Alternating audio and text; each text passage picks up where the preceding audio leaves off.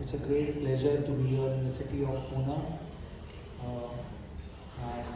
Today, on 31st of July 2022, we will be having this NCRE, and I would like to thank Dr. Parag Binniwale, the president, and Dr. Chaitanya Ganpule to invite me for this topic. Endocrinological markers in gynecological tumors. Routinely, when we are in our practice and all of us are doing surgeries regarding ovarian tumor, regarding cervical cancer, regarding vulval or tubal, we come across tumor markers which we monitor pre-operatively. We also want post-operative and then further follow on, especially when the patient's surgery is over and post-surgery we have the surveillance. So in that there are various tumor markers commonly which are there, that is epithelial tumors, the ovarian tumors which we come across, and they are commonly used. It started the journey in 1940s, and the first tumor marker which was found was alpha fetoprotein in 1956.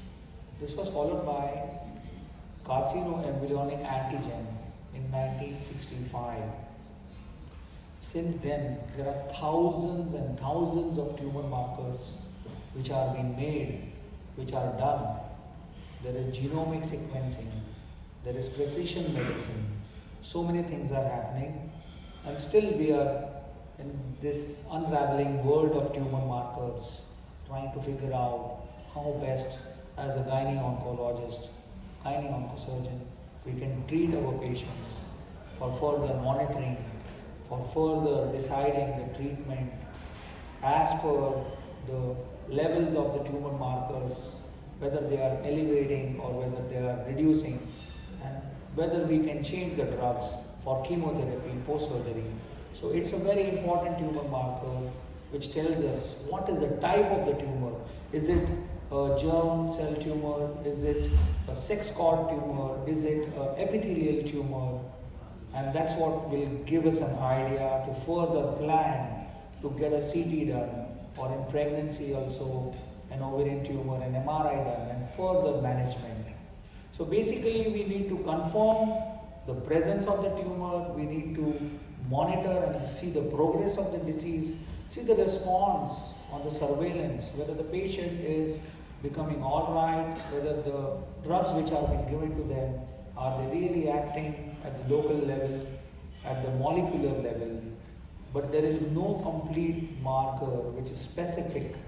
It is just an array of tumor markers which we are going through, and there is immunohistochemistry testing, and in correlation with the pathological findings, the histopathological findings, the gross appearance, we try to correlate.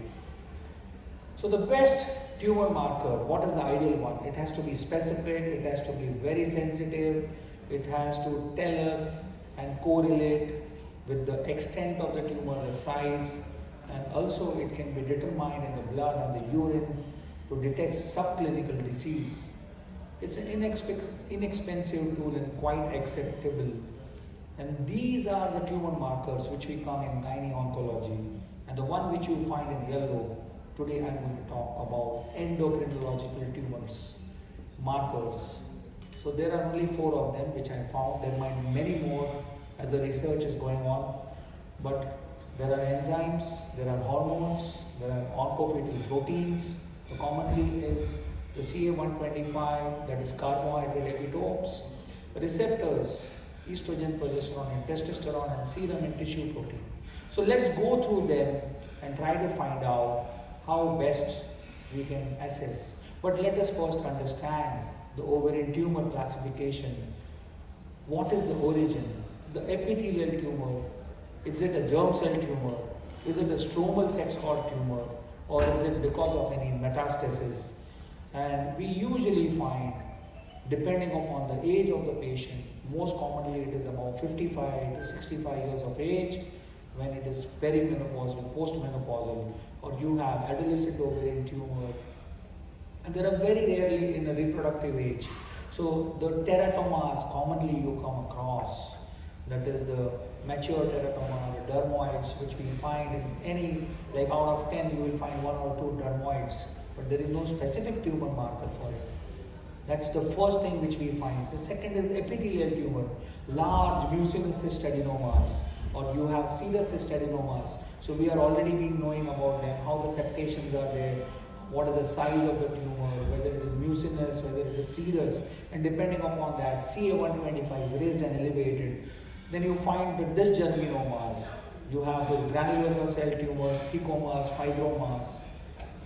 And the worst is any metastatic tumor from the breast, from the lungs, and it could be from the gastrointestinal tract to the ovary.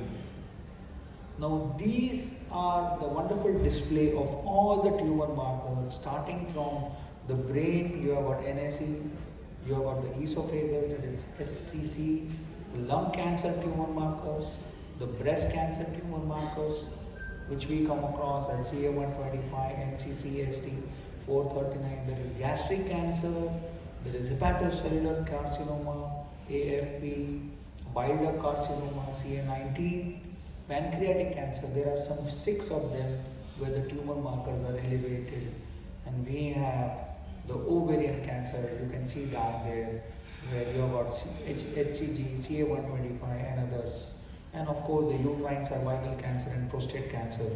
So these are all the endocrinal markers you find in gynecological tumor. Let's go by one. So the commonly what we have today is beta HCG. We are already doing that for managing patients who are typed as the gestational trophoblastic disease. So they are the GTN. It's basically the beta subunit and the alpha subunit. And you have this one coming from the trophoblastic site. And this is what we find in the moles, that is a partial or a complete mole. And the worst scenario is carcinoma, choriocarcinoma, embryonal carcinoma, polyembryomas, mixed cell tumors and dysgerminomas. But before that, let me tell you what is an HCG. The total HCG, it is the normal value is 20 to 30 milli-international units per ml. It's produced by the sensitive trophoblast. It's a glycoprotein. The half-life is 32 to 37 hours, and there are 2 fractions, and what we are dealing presently is the beta HCG, and that is more specific and it is more helpful for the GTN diseases. So as we are aware, it is the first beta HCG subunit which is detected at a time of implantation, at a time of ovulation, and you have its decrease in its plateau as the pregnancy advances.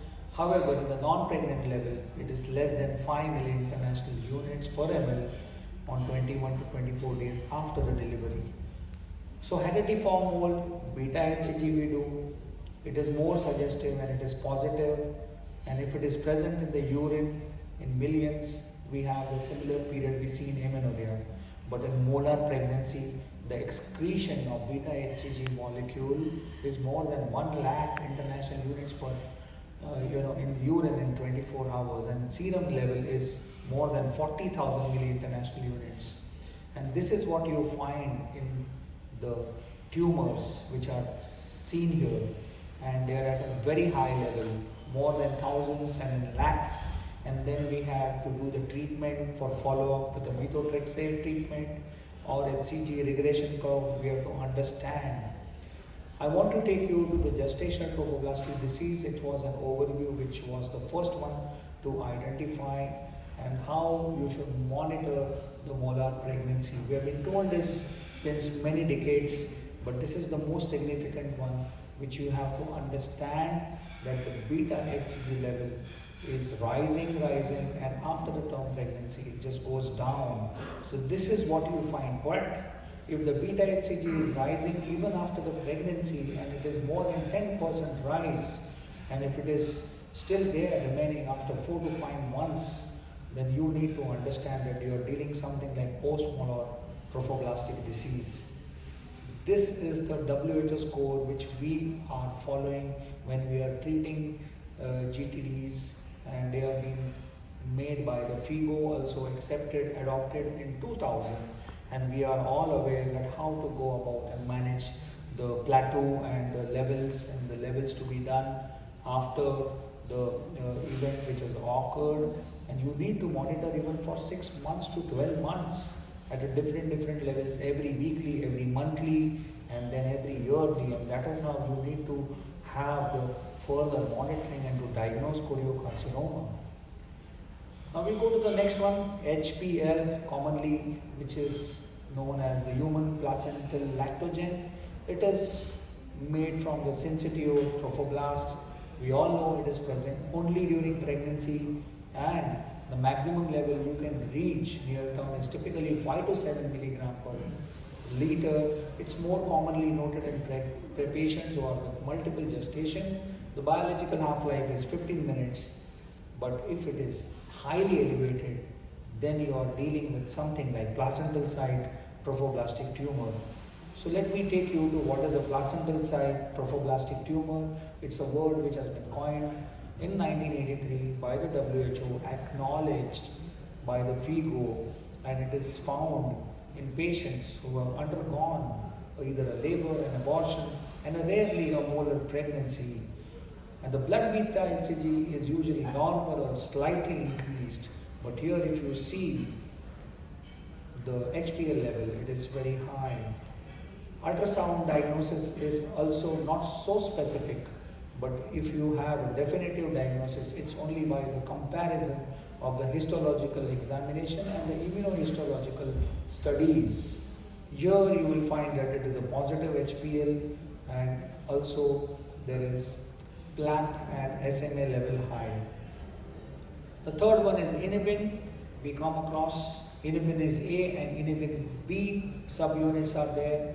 They are more hormones which are secreted by the granular cells of the ovary.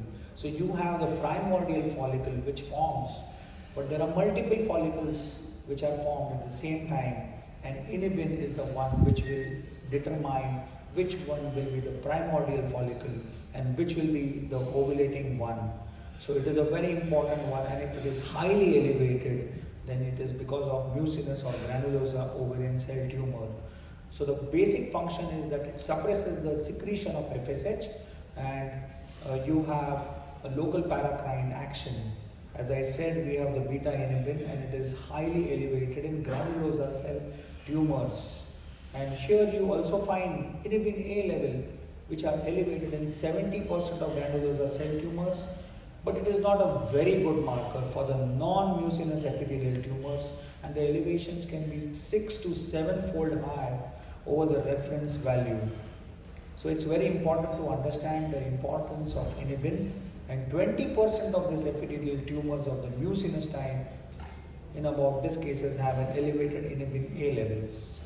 This is the comparative study where inhibin and you have the tumor associated, that is CA125 on one side and CA on the other side, and they did a study. This was done by Focus. It was published in 1996, and here you find that in the mucinous borderline cystic tumors you have elevated serum inhibin levels, and it further increases as the process of malignant transformation occurs, and it's highly elevated in mucinous carcinomas up to 82%, and it's very important to know that there is no hormonal marker for this type of cancer. So when you are dealing with a highly elevated inhibin level, you are dealing with something like mucinous borderline cystic tumors.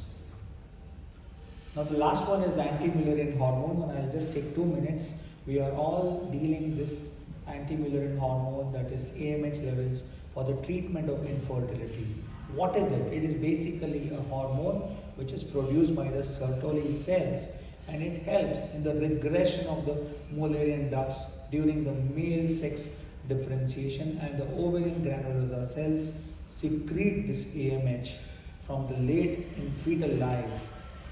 So you have to understand that AMH plays a very important role in the ovarian folliculogenesis, and it also is used as a diagnostic marker and a therapeutic agent for ovarian cancer, especially the granulosa cell tumors, and the diagnostic performance seems very high with a very good sensitivity between 76 to 93%.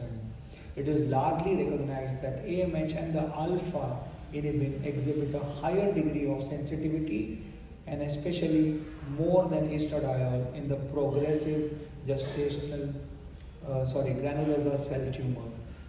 However, AMH is also elevated not only in sex-cord stromal tumors, while inhibin may be elevated in different type of cancers.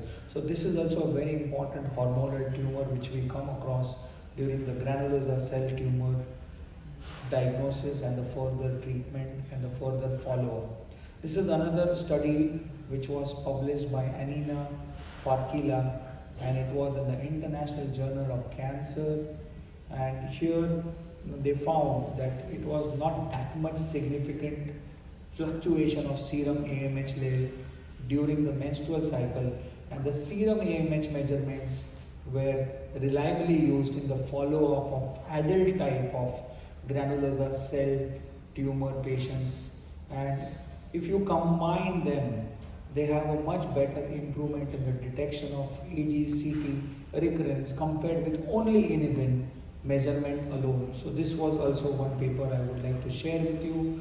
These are my references. So what is the future of tumor markers? It's proving extremely difficult to find a new cancer biomarker. You have to understand that there is a molecular heterogeneity which is enormous, and the differences can be seen in the primary as well as metastatic sites or as a tumor evolve over time. There are new findings which are there, and it is very highly unlikely to identify a single marker, but these are the 4 important ones which you can utilize in your practice when you are dealing with such type of tumors, as I mentioned before. Now there is something like precision medicine, and I thought I should also talk on this. This is something new where you have appropriate low level sensitivity markers which are there, and they are applied for screening. There are many of them coming, and this is one paper which gives you insight about the personalized therapies by the use of genomics, and this is a very big branch which is coming up, and that is what you find the tumor markers, the future, and that is what we have in the genomic sequencing. Thank you so much for a patient hearing.